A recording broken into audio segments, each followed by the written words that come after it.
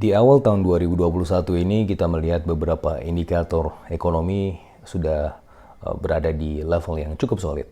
Sebagaimana yang kita tahu, di awal tahun 2021 ini, meskipun ada kontraksi pertumbuhan ekonomi hingga minus 0,74% di kuartal pertama 2021, tetapi kalau dibandingkan dengan beberapa kuartal sebelumnya, kita sudah melihat bahwa trennya sudah mulai membaik. Dan sebagaimana yang kita lihat, tren perbaikannya sudah seperti huruf V atau V-shape recovery. Dan ini juga dibersamai dengan beberapa tanda-tanda yang cukup positif, ya, seperti misalnya solidnya neraca perdagangan hingga mencetak surplus yang juga salah satu yang tertinggi selama 10 tahun terakhir, kurang lebih. Dan kemudian kita juga melihat indikator seperti Purchasing Manager Index yang juga sudah mencapai level tertingginya, bahkan tertinggi sepanjang sejarah di posisinya di bulan yang lalu hingga sampai 54, sekian, yang mana ini adalah posisi yang tertinggi semenjak tercatatnya indeks Purchasing Manager Index tersebut. Kita juga melihat indeks keyakinan konsumen adalah satu yang bisa menandai, ya, geliat konsumsi, di mana yang sebagaimana kita tahu di tahun 2020 konsumsi terutama kaum menengah ke atas ini cukup tertahan karena faktor risiko yang besar pada saat itu tahun 2020, tetapi sedikit demi sedikit keyakinan konsumen untuk mulai belanja dan mulai bertransaksi itu sudah mulai meningkat sebagaimana yang ditunjukkan oleh indeks keyakinan konsumen, karena memang faktor risikonya yang sudah relatif mengecil. Nah, faktor risikonya tentunya adalah COVID.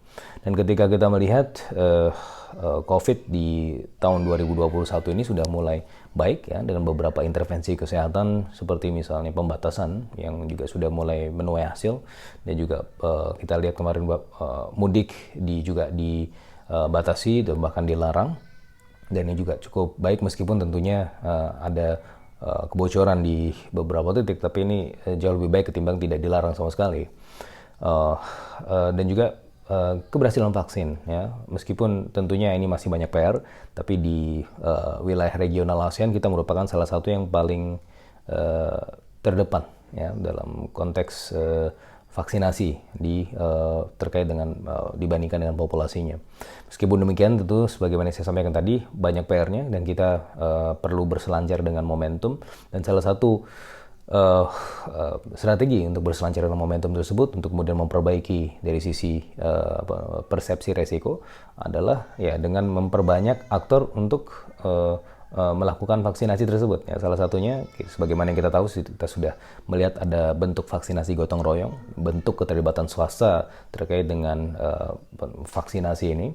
Jadi pemerintah tentunya adalah enabler, ya, dalam konteks intervensi kesehatan, tetapi tentu harus juga dibantu oleh pihak swasta dalam hal ini. Dan ini kita bisa lihat akan membentuk perspektif positif, ya, terkait dengan perekonomian ke depan, apalagi kalau misalnya ini bisa berjalan dengan konkret.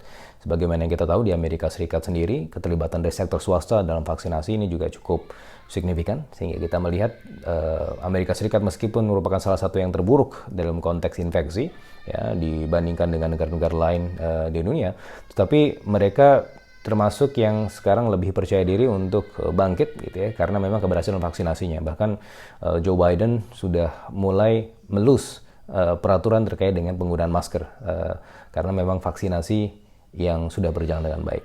Nah, untuk itu, untuk bisa memanfaatkan momentum perbaikan ekonomi di awal tahun 2021 ini, tentu program vaksinasi ini perlu dipush lebih lanjut, dan keterlibatan sektor swasta melalui vaksin gotong royong ini adalah sebuah hal yang cukup signifikan untuk perbaikan ekonomi ke depan.